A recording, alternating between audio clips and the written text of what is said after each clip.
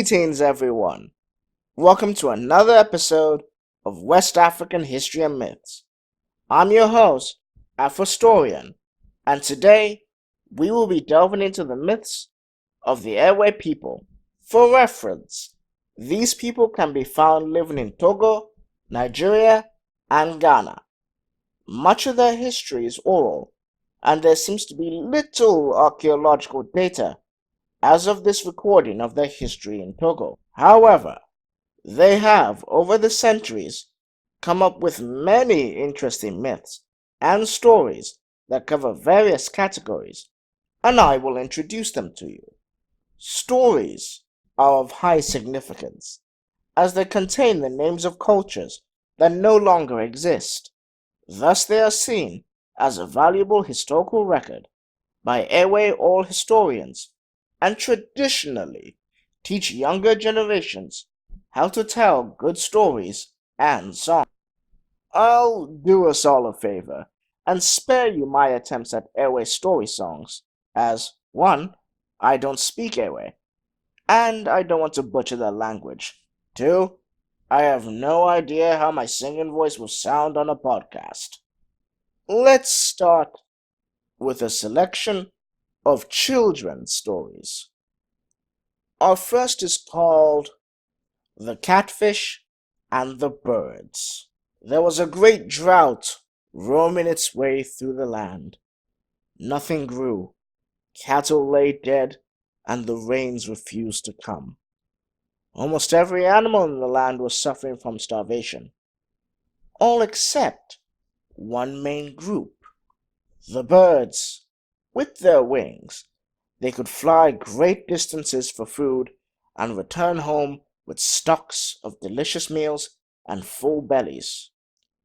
One particular tree the birds liked to hang out on was next to a pond with a starving catfish in it. The catfish was jealous of all the foods the birds were constantly able to acquire, and the fact that the birds kept leaving drop-ins in his pond. Fed up, Catfish asked the head of the birds where they got their food from. The bird replied that it was hard to explain exactly how and where they got their food. Catfish begged him to take him there. The bird agreed. Then both of them remembered that Catfish can't fly. So, the bird had a meeting with his flock, who each agreed to give the catfish a feather each. At 3 in the morning, Catfish was able to fly with the birds, reaching the farm of a man named Ajayi. Catfish was astounded by all the available food and became greedy, trying to eat everything on the farm. This angered the birds, and they got into an argument with Catfish, until they took all their feathers back, causing a commotion that woke Ajayi, who exited his house to find Catfish, his belly full of the farmer's crops.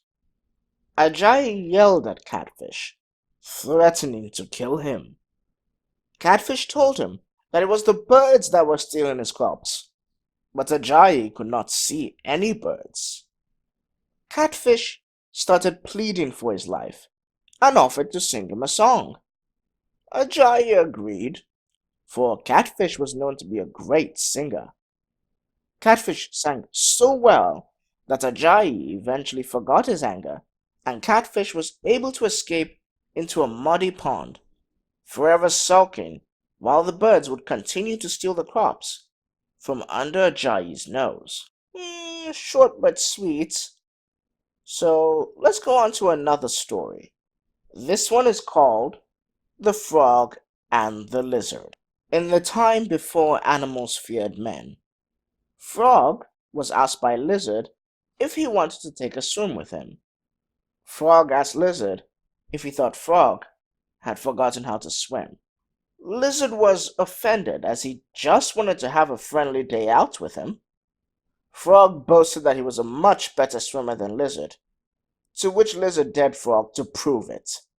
So, the two of them went to Crocodile's house. Crocodile was understandably skeptical of Lizard's ability to swim better than Frog, but he promised Lizard half of his kingdom. Yes, if he somehow managed to beat Frog at swimming. And thus, the contest was to be held in a river in 7 days at 9 in the morning. The day of the contest came, and in the morning there was no sign of Frog. Lizard and Crocodile thought that he had abdicated the contest. Crocodile urged Lizard to wait, as he didn't actually want to have to give up half his kingdom to Lizard. Within half an hour, Frog arrived, and Lizard demanded to know where he had been. Frog explained that he had been doing his morning routine of checking on his children and getting them prepared for the day, which Lizard didn't really have a good comeback for. So the contest began, and they began to swim as fast as they could. Within a few minutes, Frog was already on the opposite bank of the river, while Lizard was starting to struggle at the halfway point. Crocodile then asked Frog to help Lizard.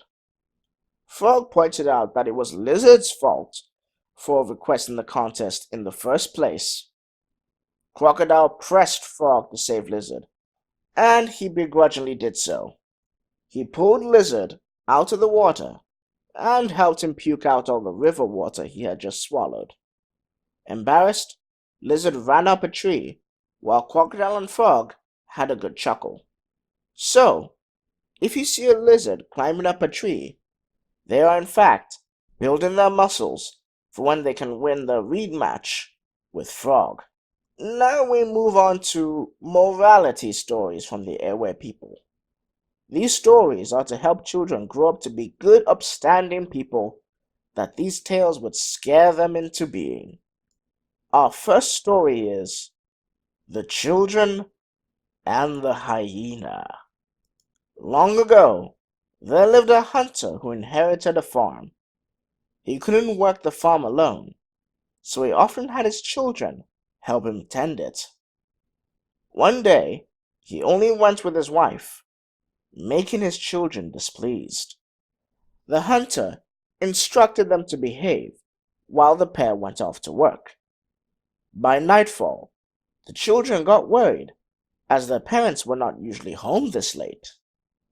Gathering up their courage, the children decided to go to the farm themselves to find their parents. Halfway down the path, they heard a hyena. Fearing for their lives, the children quickly clambered up a great baobab tree. They were lucky, as the hyena arrived with a large rattle in its mouth. "What is your name?" the hyena asked hungrily of one of the children. "My name is Child," he replied, knowing it would be folly to give the predator his real name. Hyena then brought out a drum and told the child he would play music that would make the child dance, to which the child said that the hyena could do all he wanted, but he would not go to Hyena. Hyena then asked for the child's name again, to which the child smartly gave the same reply. Hyena then began to say these words: "I'll beat the drum, and Child will dance. I'll shake the rattle, and Child will dance." Hyena repeated these lines while twirling beneath the tree, going on and on. "I'll beat the drum, and Child will dance. I'll shake the rattle, and Child will dance. And I, Hyena, will catch you." But no matter how much Hyena tried to lure the children, they would not succumb to his incantation. Probably had something to do with openly admitting that he wanted to eat them during the incantation. Hyena grew frustrated and started to climb the baobab tree after the kids, but they simply jumped down and grabbed Hyena's instruments.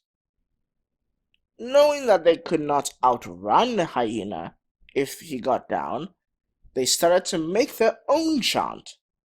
They sang about asking his name, to which the hyena started to grow concerned and asked them to leave his instruments alone and go home. This back and forth went on for several minutes until hyena became mesmerized by the flow of the children's dances. He lost his grip and fell out of the baobab tree, hitting his head and losing consciousness. The children used this opportunity to run back to their house, finding their parents and expecting their parents to be concerned about where their kids had been. Instead, the parents called them out, chastising them for being disobedient, and in future, if they wanted to stay safe, they had to obey their parents at all times. Finally, my dear listeners, let's take a look at some retribution stories. This is called Atsutse and the Wasp. In the land where Atsu and Atsutse lived, there was a great famine. People from far and wide pilgrimaged to the only tree that was producing fruit. This tree was able to provide food every day for hundreds of hungry mouths. One of those mouths belonged to Wasp, who began to bully people away from the fruit, as wasps tend to do. He was a bitter fellow.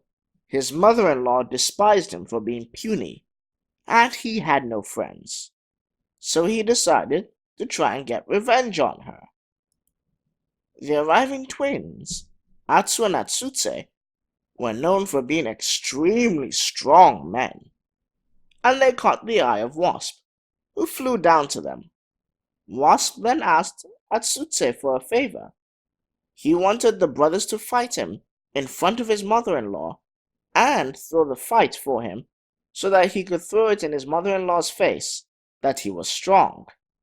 Atsutse was understandably skeptical, wondering why he should risk his reputation to help one so hated. Wasp offered to give the brothers the juiciest fruits from the tree, and hunger drove the brothers to agree to Wasp's terms. So the day of the fight began, and as agreed, Atsutse threw the fight.